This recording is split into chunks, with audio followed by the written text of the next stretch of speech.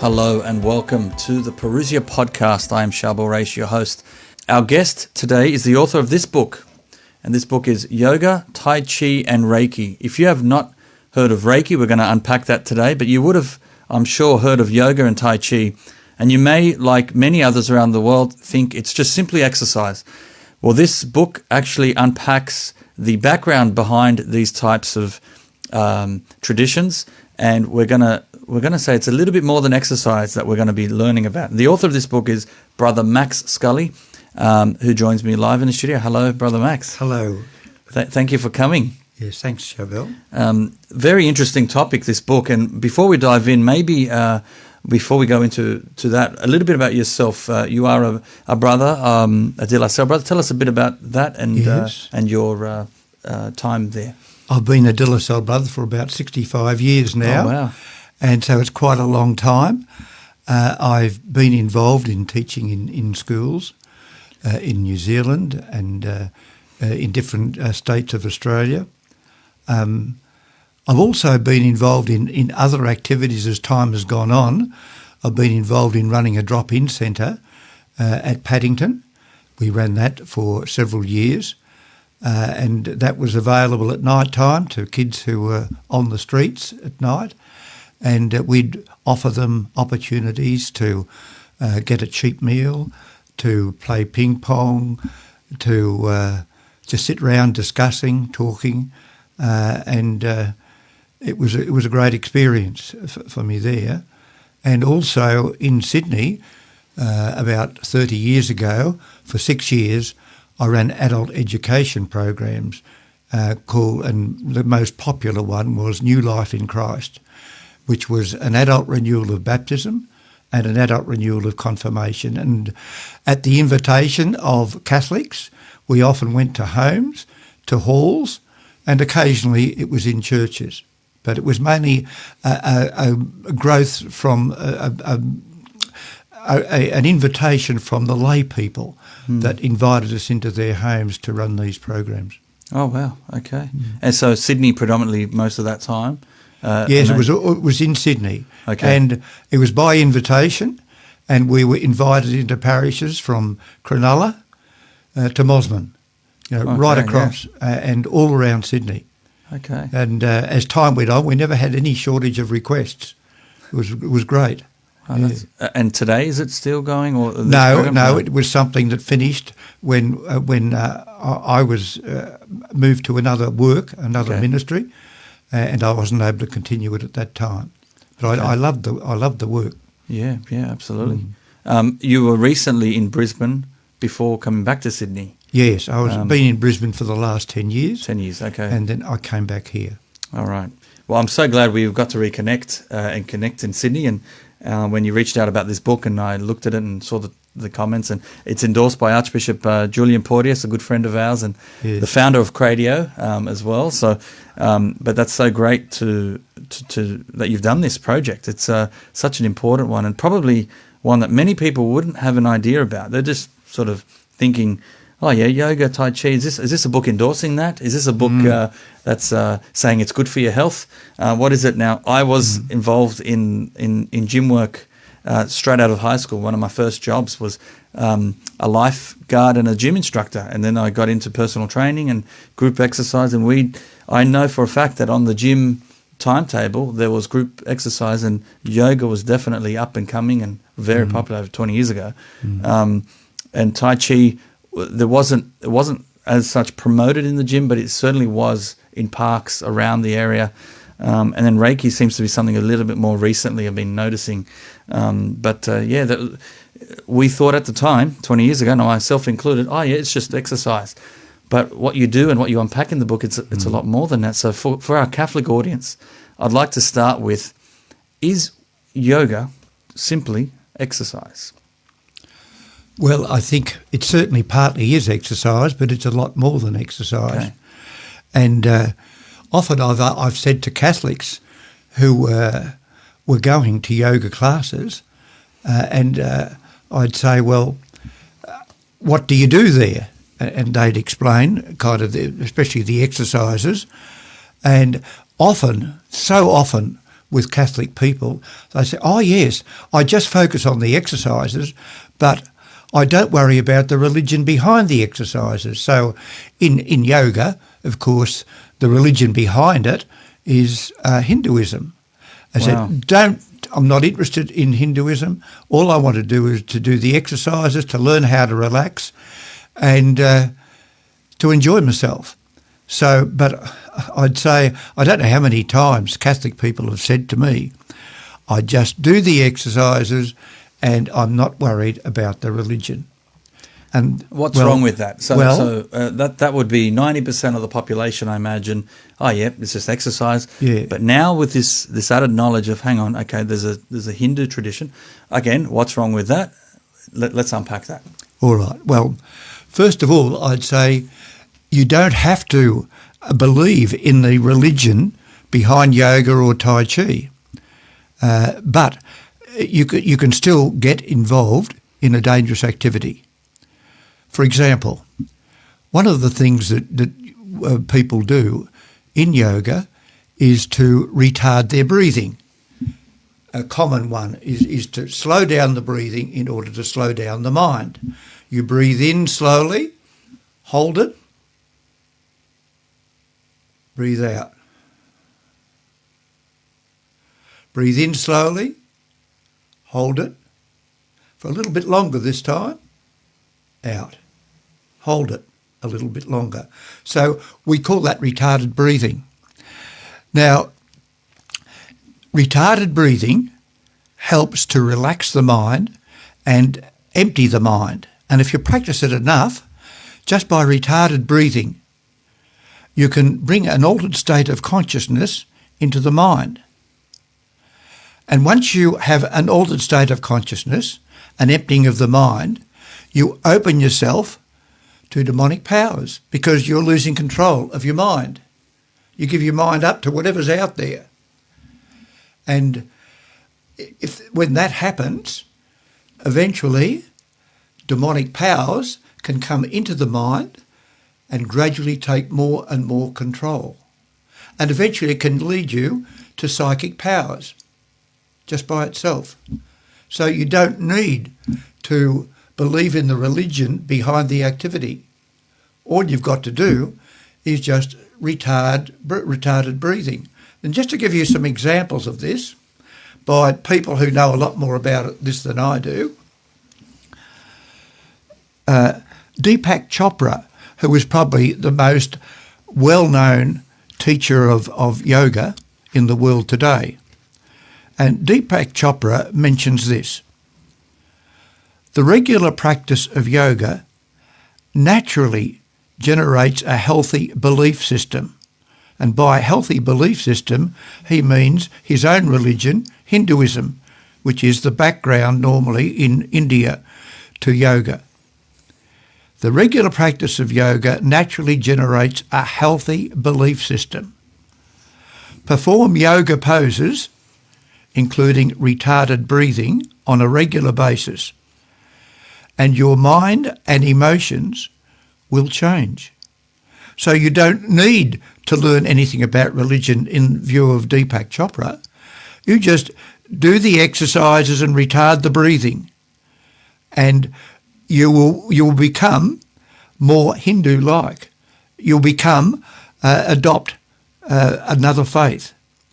To give you another example, there was a famous teenage guru in India called Rabbi Maharaj, and he eventually was converted in his late teens to Christianity, and he went across to England to do some evangelisation on behalf of a Christian organisation. He went as an evangelist. When he mixed with different people, particularly those taking drugs, this is what he noted. He noted that certain drugs, by inducing an altered state of consciousness, can produce similar effects to yoga. I began to encounter increasing numbers of drug addicts and made a startling discovery. Some of them were having the same experience through drugs that I had in yoga and meditation. I listened in amazement as they described a beautiful and peaceful world they often entered through LSD, a world where psychedelic sights and sounds were all too familiar to me. I didn't need drugs to sense a oneness with the universe and the feeling that I was God. I got it all by transcendental meditation as part of yoga.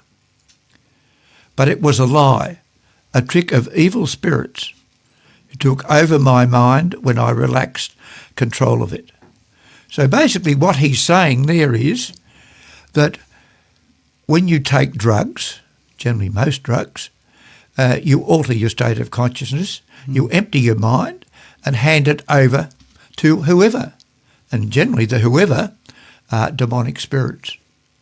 So emptying the mind can be done through techniques apart from yoga. And just let me take another example too.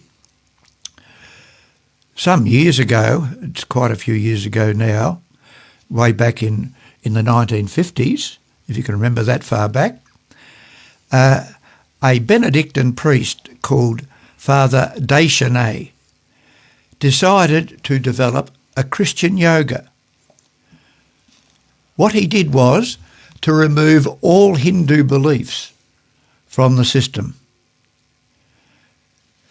All he did was to base his yoga not on Brahman, but just on relaxation.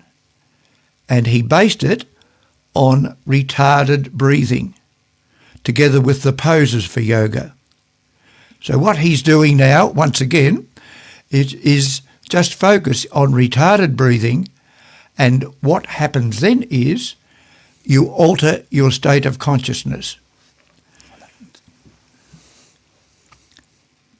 After 5 years, Father Deschanel, he'd been practicing this yoga with groups of people, sometimes with Benedictine monks. After 5 years, he began to practice Kundalini yoga, which is basically retarded breathing and visualization. You imagine the life energy just below the stomach, and you, by visualization, you transfer that energy up the spine into the forehead. And that is called Kundalini yoga. Now, when you do that, you start to develop psychic powers. And after 5 years, he began to practice Kundalini yoga, which resulted, amongst himself and his followers, various psychic gifts. And he just takes this for granted. He expected this. He didn't see anything wrong with it. He mentions that he himself became a clairvoyant or a fortune teller. Wow. He developed this power, and then after 16 years of practice, he wrote a final book, and on the front page of it was a great big horoscope. And he was besotted with the interpretation of horoscopes and got right into astrology, all of which is forbidden by the Bible and the teaching of the Catholic Church. Now, all this has been brought about through retarded breathing, emptying the mind, opening oneself out to the power out there. Wow, lots of interest. Now that we're just talking about yoga right now, and what he's explaining there is the emptying of the mind. Now, initially on the surface, it sounds like there's nothing wrong with that, but what you're saying here is that if you don't fill that void, that emptiness with God, or then something else might come in, and that's where you're saying is you're exposing yourself to the other types of spirits, the demonic and other types of things, This is where it gets very interesting. Yes. Whether you are conscious of it or not, are you saying that even this is happening for people who even are just doing it for exercise? They're opening themselves at these Yes, things? without believing in Hinduism, without believing in Taoism, that they can, just by retarding their breathing.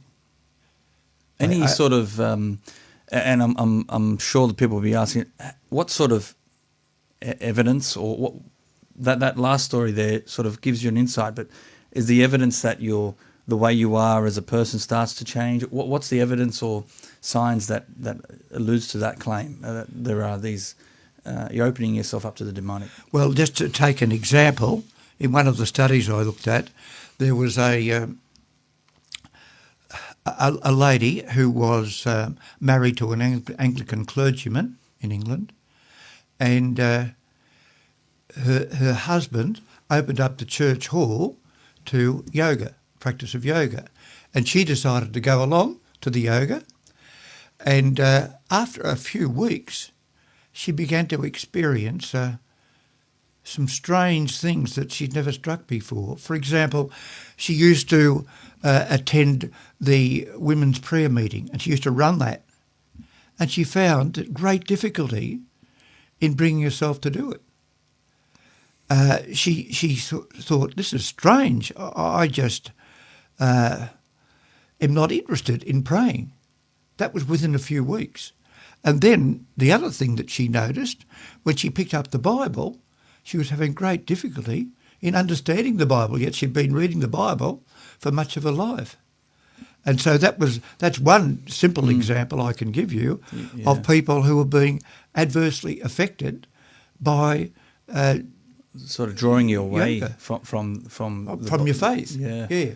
See, what's happening is that in that whole yoga process and the emptying of the mind, you're allowing demonic power to block the Spirit of God. That's interesting. Can we yoga is probably very popular among the Western culture right now. It's been for many years, but the positionings, like so there's certain stretches that you do in yoga. There's certain positions that you have to hold, and many of them have names, and so they're quite interesting names. Do you sort of look in the book about what they mean, what some of these positions are? How significant are these stretches that you do in yoga? Well, perhaps the most obvious would be the worship of the sun. Wow. One of the poses, and it goes for quite some time. One of the poses is, and sometimes people do this at sunrise, and they will perform such a pose in stretching and bowing towards the sun. Now they have to actually face the direction of the sun. Normally they face the sun, or imagine they're facing the sun. Okay. And they bow down, and the body is performing an act of worship, even if the mind is not. The body is performing an act of worship, and if you include that with emptying the mind by retarded breathing, because you keep up your retarded breathing all through the exercises, then you're opening yourself out to becoming a worshipper of the sun, which is part of Hinduism. They regard the sun as the most sacred object in the world. It reminds me of paganism, the idea of worshipping the sun. Yes. The issue of that, of course, is we're raising creation to be above the Creator, or if anything, it's equal terms with the Creator. So there's only one Creator, and all of creation belongs to that Creator, not the other way around. No. So that's where we are getting our priorities wrong, isn't it? We're taking God off his throne, so to speak, and ignoring the fact that he's created this, and we're raising what he has created to a God equal to him, and in some cases even greater. This is the problem, isn't it? Yes. Yeah. Wow. Do you go into the book talking further about some of the things that you say? Are there certain? I know there's certain things you're not just stretching, but there's also sometimes I'll set the mood with the music, the sort of soft music in the background. Then there's the certain patterns of breathing that you have to do, and there's even little sounds you've got to make.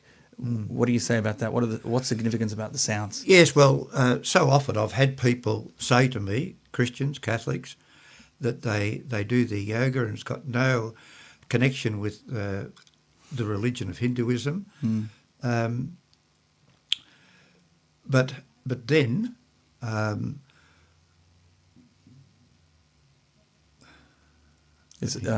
know you were mentioning off air the idea of just a simple one of that sort of classical sound that we do, but even that is assisting the mind to emptying itself. And yes, the word Om is a very good relaxation sound. It's just they call it a sound because in Hinduism they believe that vibrations that go through the universe, especially made by the sound Om, have an effect on the whole universe.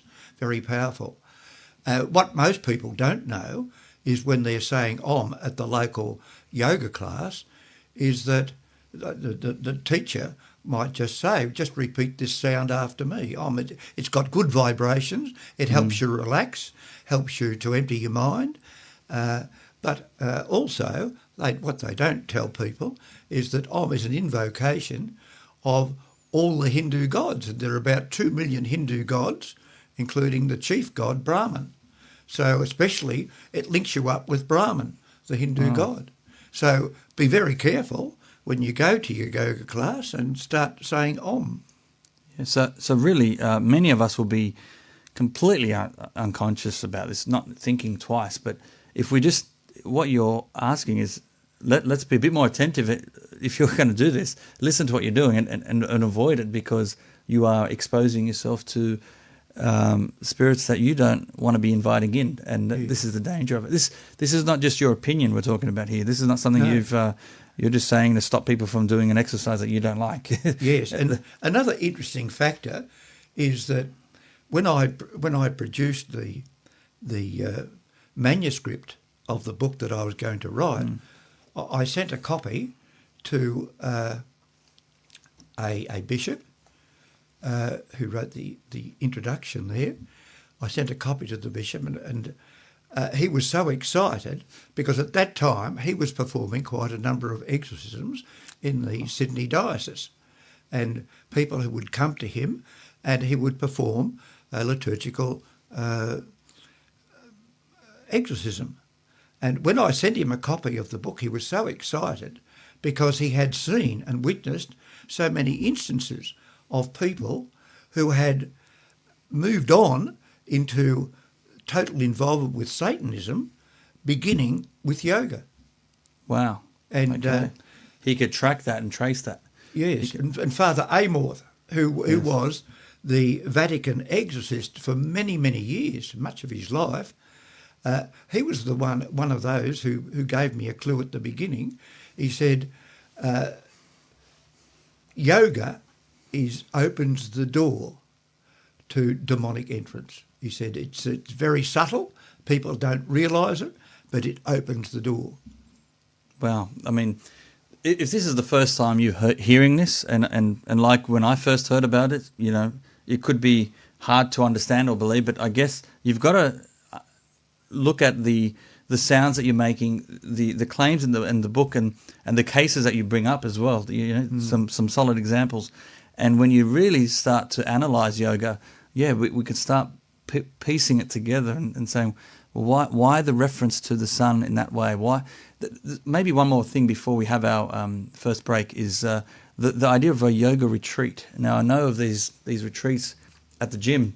They had the typical class every week, but in addition to that, every so often they would organise a retreat out into the sticks. Just go out in the bush and you're outdoors. So it sounds quite nice. Have a weekend away, but I just noticed the names again of each session, the names of the positions that you have to hold. Do you touch a little bit about any of that as well? What's outside of the typical gym environment? Those outdoor yoga retreats. Yes, I don't go into specific kinds of retreats, sure, but I do know that one of the persons I quoted, Deepak Chopra, he's well known around the world for running retreats. It might be a week, 2 weeks, longer, but very, very deep, very profound on yoga.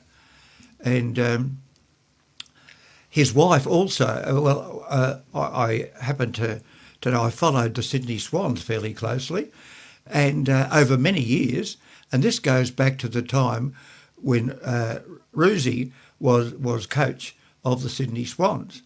Now, he and his wife went overseas to America and did an extended program in things like retreats and in yoga, and he came back full of it. And he encouraged his players to do a retreat, an unwinding retreat at the end of each game, but often he made the offer to any players who wanted to go more seriously to it. And at one stage he had 15 out of about 36 players who were going deeper into yoga. Wow. And his wife also was into yoga. And I can recall, I won't mention his name, but one of the players who had lost his father. He died very suddenly at a relatively young age, and his son was very close to him and missed him greatly. And he came back. His family was from overseas. He came back from overseas, and apparently he spoke to Rosie and his wife about how much he missed his father, and he wanted so desperately to get into communication with his father. So his wife coached him up and trained him in yoga with a view to his getting in touch with his dead dad. And gradually, he admits this publicly. This is not something, that I found in a book. It's something that was written in the newspapers publicly. He was able to, he said, after a while of this technique of meditation, he could get into touch with his father and feel his presence around him and almost at times be guided by him. And that is the kind of thing that happens. So now we can clearly see it is beyond exercise now. Yeah. Now, can we move on to Tai Chi now? We Yes. focused a little bit on yoga. What about Tai Chi, the second form of exercise, if you like, or meditation? What is Tai Chi? Well, basically, Tai Chi is also a means of relaxation and exercise. There's what you'd call normal Tai Chi, and then there's the martial Tai Chi, which is a more aggressive form. But just ordinary Tai Chi, which so many people do with the intention of just relaxing themselves, of doing exercises to keep fit, it's in itself, it would appear to be a good relaxant and also a good relaxant for the mind. But once again, in Tai Chi, one of the first things you normally do is to retard the breathing. We get back to that same thing. Before you start a session, the normal thing would be deep, retarded breathing, and that begins to empty the mind. The next stage in Tai Chi is to move into a form of dance, a movement, a balanced form of movement, and it's continued for some time, and it takes different activities. But what you do with that, what you're doing with the dance leads to a trance. So in the olden days in China, they used to refer to this as a trance dance. Trance. Trance is emptying the mind because of the dance and because of the retarded breathing. And so it has a similar effect to yoga. Same kind of thing. I mean, I'm sure there's many people that do Tai Chi. They go to the park, go to the beach. I've seen it, groups of people gather together and they're just doing these slow, smooth movements. And it looks quite peaceful. It looks quite gentle, very harmless. But what you're saying is again, it's that emptying of the mind, that type of breathing and the motions and you're not focusing on anything. This is where the danger lies. Is that right? It's the not focusing right. on. It's emptying the mind. Okay. Same kind of thing. I'll give you an example. this was done by a counsellor in United Kingdom, and she was a Christian counsellor, and this young man came to visit her and explained the fact that he had these constant and chronic headaches, and he didn't know where they were coming from. He couldn't shake them off at all. He went to a doctor for help, and he could not account for the headaches, nor could he cure them. He tried certain medication, had no effect. He went to his church counsellor, church pastor, and said, "Look, is there something wrong with me, my spiritual life?" He said, I never had them before, but I'm getting these headaches all the time. And he couldn't help him very much. Anyhow, he went along to this lady who was experienced in Christian counselling, and particularly in the effect of Eastern spiritualities on a person's mind.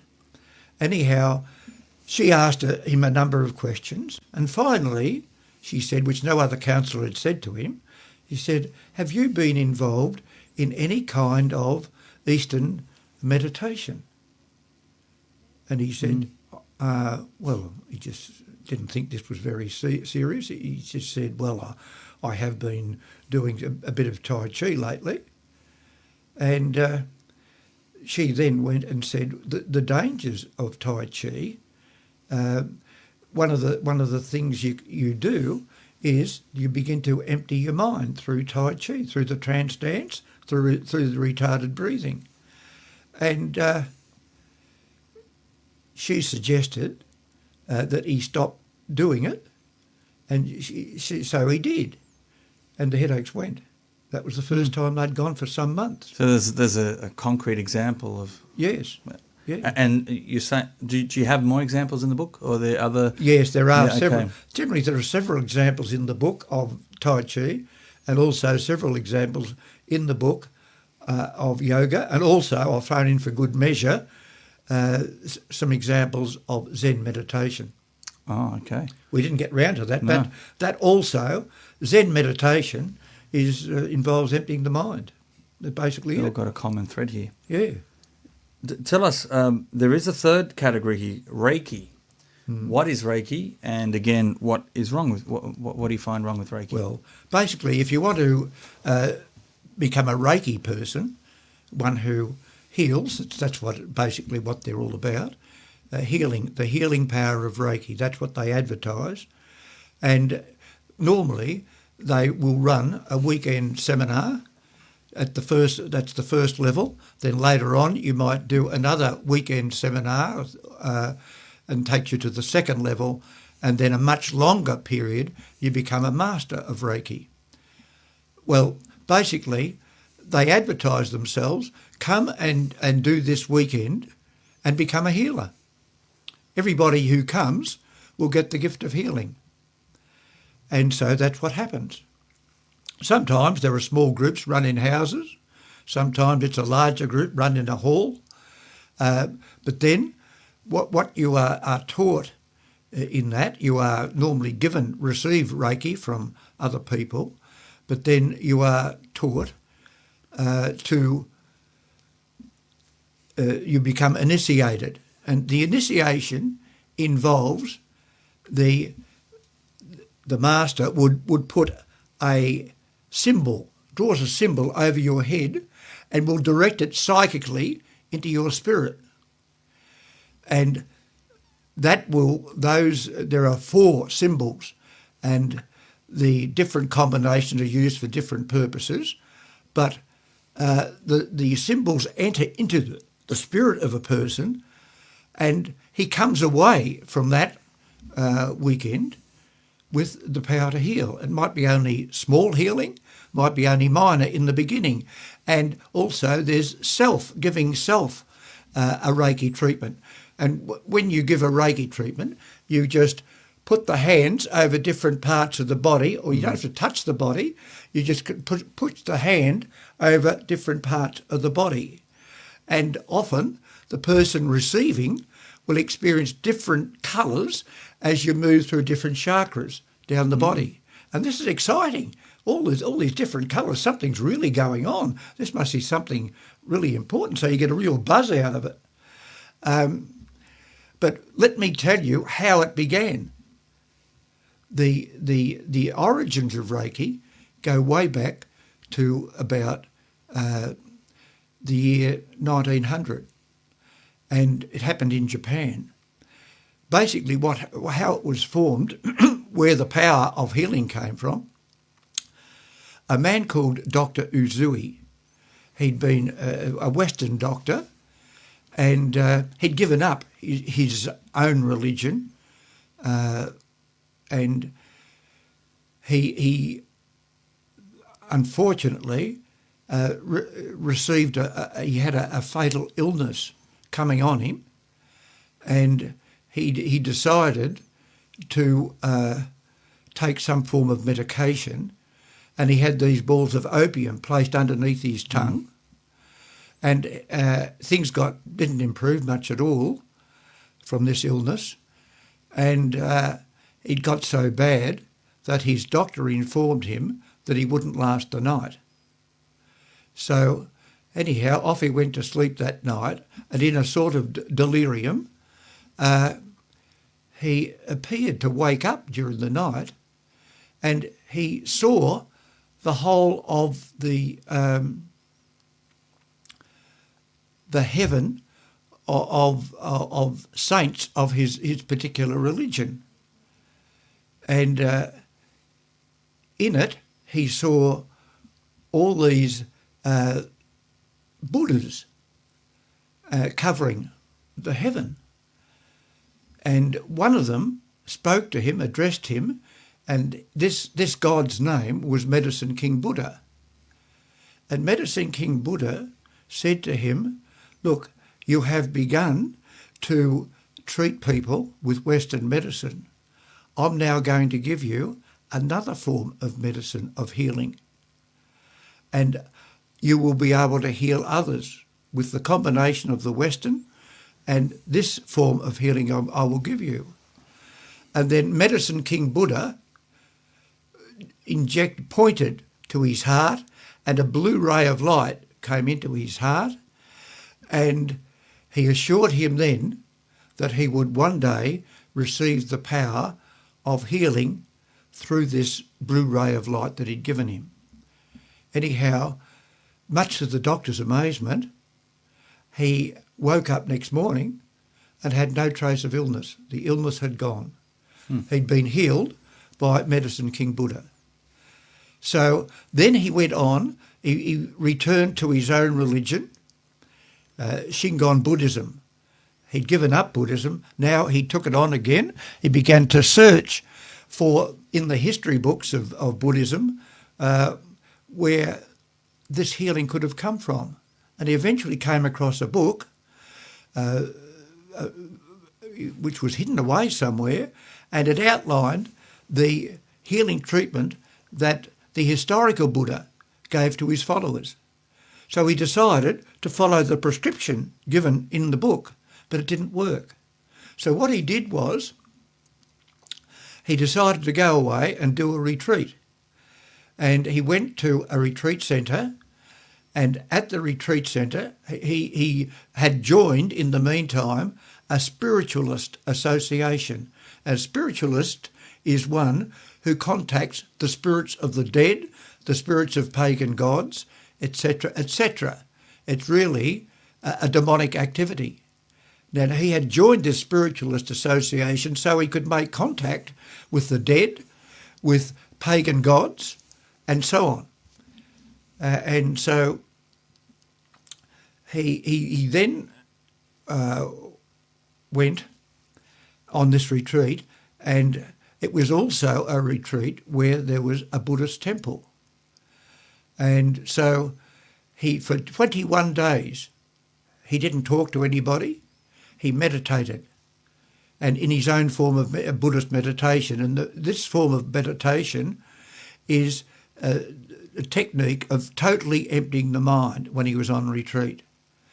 And after 21 days, he was sitting there deep in his meditation. All of a sudden, from one direction, came a Japanese Shingon Buddhist symbol. It entered into his head. From another direction came a different symbol.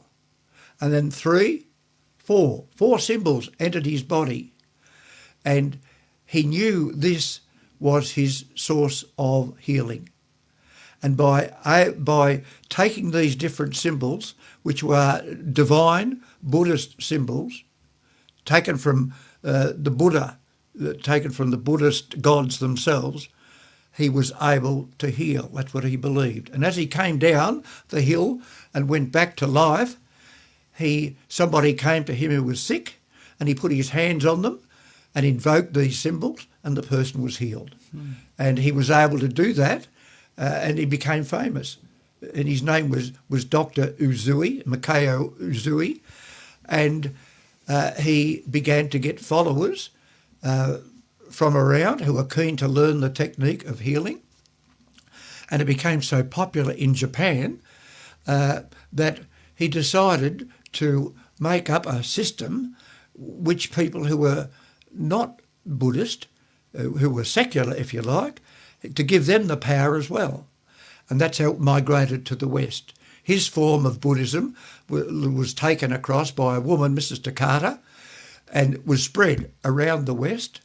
And so basically, this sort of healing has come from a pagan god, Medicine King Buddha. Reiki, we're on the topic of Reiki. Reiki, that's Reiki. Yeah. That's where it comes from. So, okay. It's a pagan activity of healing. It's the same so sort it's of coming from link. Satan himself, Satan the healer. And so healing in itself sounds like a good thing. Yes. But if the source is Satan, the ramifications is where we have issues with now, that you're not turning to the one true God, you're now turning to the enemy. There is only one enemy. There's always been one enemy. There always will be just one enemy, and that's Satan. Yeah. And the moment you are focusing in and become a minor possession, it could be you are part of his domain, it's a very dangerous place. And this is a whole world of discussion. That's another show we can talk about just on exorcisms and how these spirits enter into the body, and it starts with opening the doors to them, right? And this is what you're saying is all these three that you cover in the book are the initial openings of a door of potentially allowing some sort of demonic in. And in order to do that, you're first emptying yourself, and this is where the danger lies. Yes. How do we respond as Christians? We only got a few minutes here, but Yes. so someone who is genuinely getting physical benefits from these types of things, are there healthy alternatives that we could apply as a sort of, what are different types of exercises? You know, there's certain stretches. We're not saying that all exercise is bad. We're just saying these particular ones have a particular focus on the different sounds that you've got to make and the emptying of the mind. Yes. So how do we then, what's healthy then? What is safe? Well, if you're looking towards yoga or you're looking towards Tai Chi for physical fitness, there is one remedy that I could suggest, and it works in terms of keeping a healthy mind in a healthy body. A lady in America, Lorette Willis, who did yoga for 21 years and eventually left yoga and became a committed Christian. Wow. She has developed a technique which gives you all the physical advantages, the health fitness and the mind fitness of yoga, but does no harm. It's very conducive to spiritual growth. Well, this lady, Lorette Willis, some years ago, produced a DVD in which people perform exercises, stretches and so on, and while they're doing these, they focus their mind on biblical quotes. And you can get as much exercise out of a session with this as you would in a session of yoga. So you can keep fit, mentally and physically. You don't empty your mind. You focus your mind on the Word of God while you're performing certain activities reflected in the Word of God. And so Beautiful. That's available at bookshops. Is that mentioned in the book? Yes. Yeah, good. Well, I didn't mention the name of the bookshop, but it's Coorong Bookshop. Yep, sure. You can get them readily at Coorong Bookshop, and I know a number of people who've got them and find them very, very good. Well, thank you very much. We can go on all day on this topic. I think I just encourage everyone, get that book, Yoga, Tai Chi, Reiki.